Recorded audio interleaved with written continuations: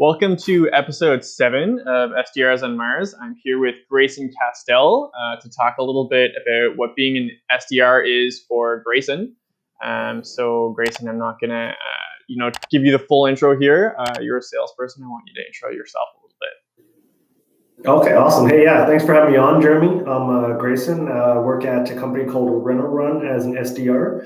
So pretty much what I do all day is talk to contractors and builders of different size companies, and we get them the materials they need for their jobs delivered more often than not same day. Nice. That's okay. So, and you're working as an SDR at RenoRun? Yes, so that's right. What is like your responsibility in this role? Essentially, my primary function is to bring in new customers. So I will do I'll basically do a lot of cold calling. I'll do some email outreach. I'll do basically being the first point of contact with new customers. It's my job to kind of pitch them RenoRun, tell them why, it's the greatest thing since sliced bread, and to bring them as a new customer for them to then be taken care of by either the customer service team or an account executive, depending on the size of the account. Cool. Okay. And you're working out of Montreal, am I right? Correct. Yeah. Work downtown Montreal, just about. Cool. And this is the first time I've actually talked to someone in a little while that's like in an office. So is this a new change for you? Somewhat. It's a decent sized team here, but most people are working from home. So we'll often have some of the smaller teams will come in periodically. But I and another sales guy, we've been coming in almost every day. It's pretty open door policy. Obviously, we got to be cognizant of COVID and make sure we're not being reckless. But masks and whatnot when we're not alone, that kind of thing. But it's been nice to be able to come in and kind of see people, especially when they bring their dogs in. That's never a bad thing for sure. Yeah, it's definitely a change of scenery. I'm like so used to working in my living room at this point. Like, no, I hear you. Okay, cool. So when you are targeting RenoRun, sales prospecting and things, who do you want to talk to? Who is your target? So for us, I would say we're looking at contractors who are doing anywhere from one job site at a time to 4, 5, 6. So it can range from, a solo handyman to a contractor who maybe has a partner, has 4 or 5 employees, up until even 20, 30 employees type of thing. Sometimes even we'll have companies who have, few different job sites on the go. I'd say that's our sweet spot. Once we start getting into companies that are big enough that they have their own warehouse, they have their own supply chain management on there, I think they become a bit too big for us to really be hitting the sweet spot. But it's mostly small, medium-sized builders and renovators. Right, that makes sense. Okay, cool. So tell me a little bit about that discovery process. Like, how do you sort of go through it? So we have a few different ways as a company that we go about doing it. So we'll have some more general advertising. We'll put some radio spots. A lot of contractors will be driving, listening to the radio, that kind of thing. But as an SDR, really what I'm trying to do is figure out, does this person have a need for our services? Does it make sense for them? So I'm trying to figure out things like, okay, well, where are they shopping? Where are they normally going? Right? If they're used to going to Home Depot or Lowe's or Ronan picking stuff up themselves, that's probably a good customer. Whereas if they're used to having, an 18-wheeler come and unload, a full truckload of drywall, then that's probably somebody who's a bit too big. So I'm just trying to get a sense of what they do. Can we provide value to them, basically, right? Are our services going to be a benefit to them, or is it something that doesn't really make sense? So to do that, I figure out, okay, where are they going about getting the materials? How many job sites? Are they doing renovations? Are they doing a new build? How many project managers? That kind of thing. Okay. To get a sense of how they operate. Cool. And so what are some of the fun objections that you run into in this kind of discovery? So there'll be things of all kinds. Some people just don't like that it's a tech company. Go away, online shopping, your app fad's going to end. It's an industry that frankly hasn't really been gotten the proper updates for years and years. Like you look at the e-commerce platforms out there, some of the major players have like okay websites. But if you go to, once you get to bigger and bigger suppliers who do bigger orders and whatnot, those will typically be more regional players. And if they have a website at all, you're lucky if it looks like it's from this century. So you can't order, you can't reserve stuff, you can't really do too much on there. So where we come in is essentially that we're like the modern online retailer for building materials. So one objection is basically people don't really like this. They think like, that doesn't really make sense for me. No. Oh, excuse me. Sorry, I'm actually just getting a call. I'm just gonna tell them I'll call them back in a moment.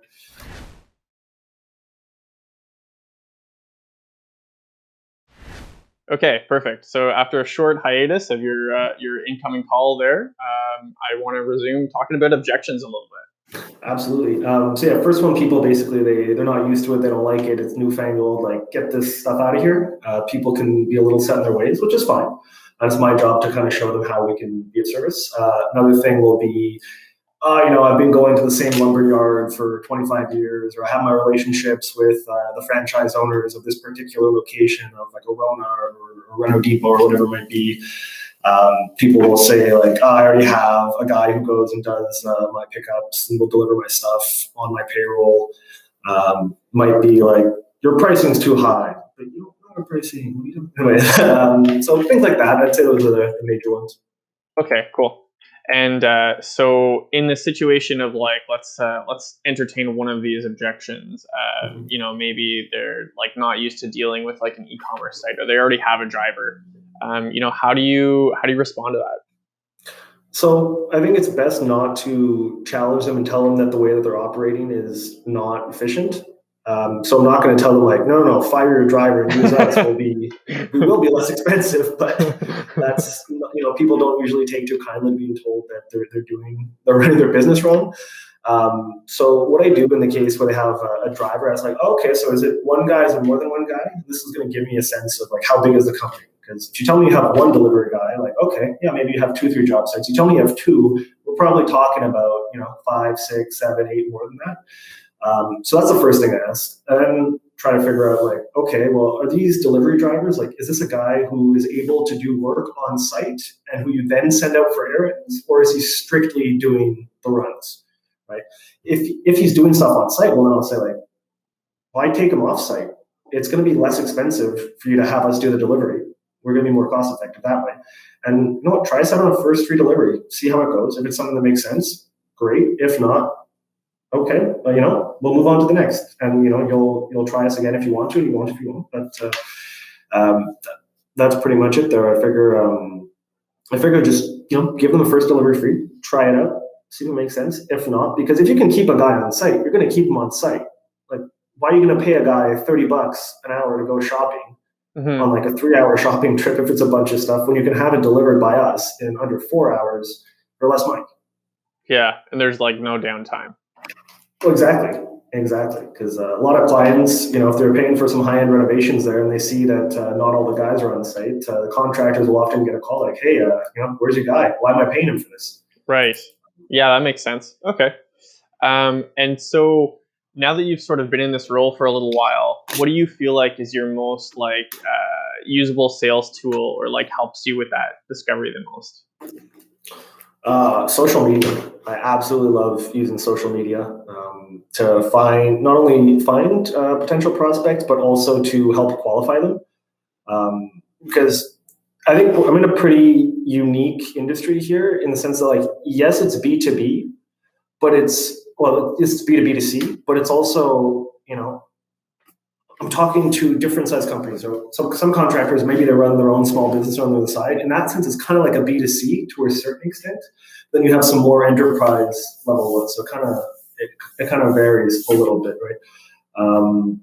You actually just touched on something interesting. Sort of cut you off there for a second, but I'm really interested in that social media piece, because you're sort of in a business that maybe is a little different in terms of what I see in social media. So like, what are the platforms that you like? Yeah, so for in the building industry, at first I didn't think that social media would be a big thing, but I realized that Facebook and Instagram are actually pretty solid because what a lot of builders and construction companies will do is they'll post their jobs. They'll say like, "Hey, look at this awesome deck we just made. Oh, look at this bathroom. Look at amazing Right. tiles," and they'll show like all the highlights on all the cool stuff as a way to do lead gen for themselves. So if I can go in and call and say like, "Hey, wow, your work was really awesome. I'd love to talk to you a bit about it. Like, how'd you do this? How'd you do that? Where do you go like materials?" Next thing you know, we're having a conversation. Some rapport is built, and there's some actual tangible stuff. Plus, it gives pretty good info on like what do they do. You know? Interesting. Cool. Have you been inspired by searching all of these like Instagram and Facebook posts to like do some work around your like living space, or how does that look for you? Good question. No, I'm not a homeowner myself just yet. I'm currently renting, so that might be another year or two down the road. But I can definitely see myself getting a nice cedar deck once I do pull the trigger on a home.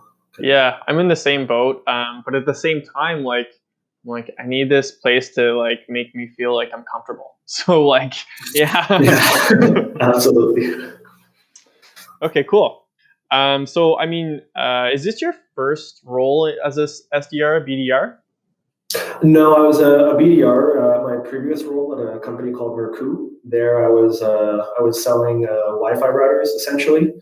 But I would say the major difference between this role and that previous role, aside from the other things like, so here I'm purely an SDR, I'm purely focusing on getting new customers in, transacting.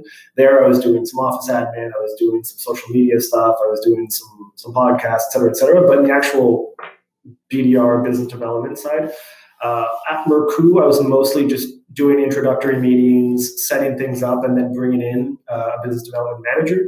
Whereas here, yes, I do pass clients off to account executives, but it's once they've already transacted a few times. Oh, interesting. That's So there, a it's like foot in the door, no transactions. Maybe I'll sell like a sample so they can test the router. Here, it's like I'm calling, I'm getting the transactions, and then once I kind of get a sense of their spend, what they're willing to do, then I pass them off. right. They kind of, Okay, cool. So the account manager and SDR is a little bit of a different relationship than I've seen in a lot of roles. Like, mm-hmm. interesting. Cool. Okay. I mean, so if you've been doing an SDR here and you've like kind of seen, previous like SDR kind of roles, I think it's, a pretty relevant question to ask you, why do you keep coming back to sales? Why do you like sales? I like talking to people. I like solving problems. I like the opportunities that it presents.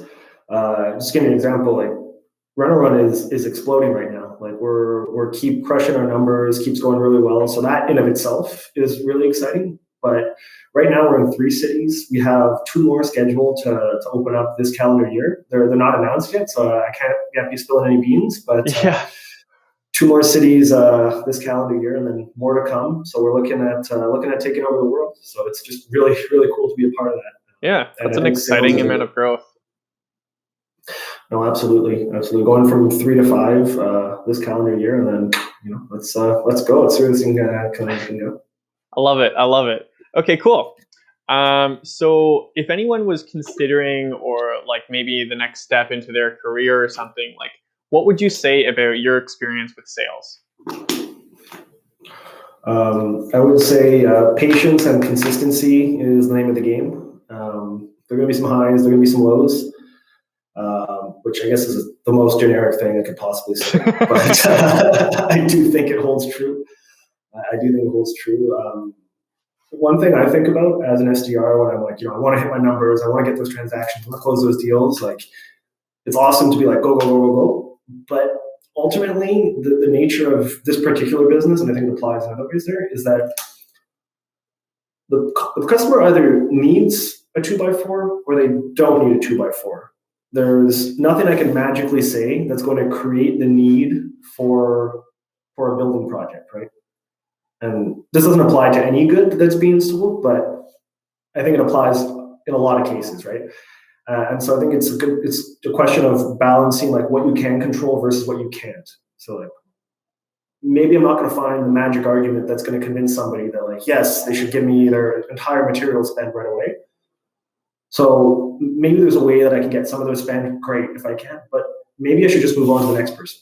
Right? And I think it's being able to filter, being patient, and being consistent with your approach and what you tell people is going to pay dividends. Right. That's really interesting. Moving on to, the next prospect, because yeah, you're not wasting your time with something that's not going to work out. But I think I've heard it said, get to a no as fast as you can. Yeah. No, I think shooting for the no is definitely a good one. And I think shooting for like the right kind of no. It's like no because our business is such that your offering doesn't make sense is very different from like no, okay, I might have otherwise been interested, but you keep calling me. Stop, Right. Yeah, that's I think definitely something that can take a little bit of learning in a role. Mm-hmm. Yeah. Okay, cool. How do you start your day? What do you do to get ready for your day of calling and sales and into that right headspace? Oftentimes, my day will start with something that's a customer coming back to me. So often, what my conversations will look like, we'll say like, "Hey, I'm around if you need me. Give me a call when you do." And then somebody will call me at like 6 in the morning, and at 7 in the morning, say like, "Hey, I need materials on this site today. Can you do it?" And then I'll just hop to. That's typically how I'll start. Or I might have an order that's going in. I just want to check, make sure everything's all good to go. Oh, there's traffic. Okay, well, should give them a heads up. Hey, might be late, kind of thing. So I usually start from a somewhat reactive place, and that gets me the energy I need to make my coffee, get settled, and from there I'll map out my day based on what's most time sensitive. It's very very much a morning game that I'm in. Yeah. Most of the important stuff in my day is going to happen before noon. I should say most of the time sensitive stuff is going to happen before noon. And then in the afternoon, I'll be doing some new outreach. I'll be sending out some quotes, some spec sheets, some things like that, doing correspondence.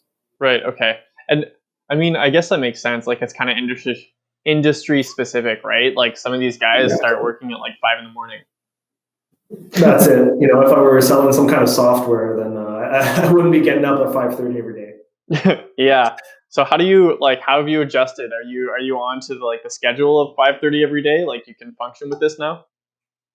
It took me a while. I'm very much a night owl, but I transitioned gradually. Like when I first started, my day would start at 9, and then we moved it up to start at 8, and then now it's basically like I get up at 5:30. I check. Okay, is there anything incoming? Do I need to be paying attention to stuff?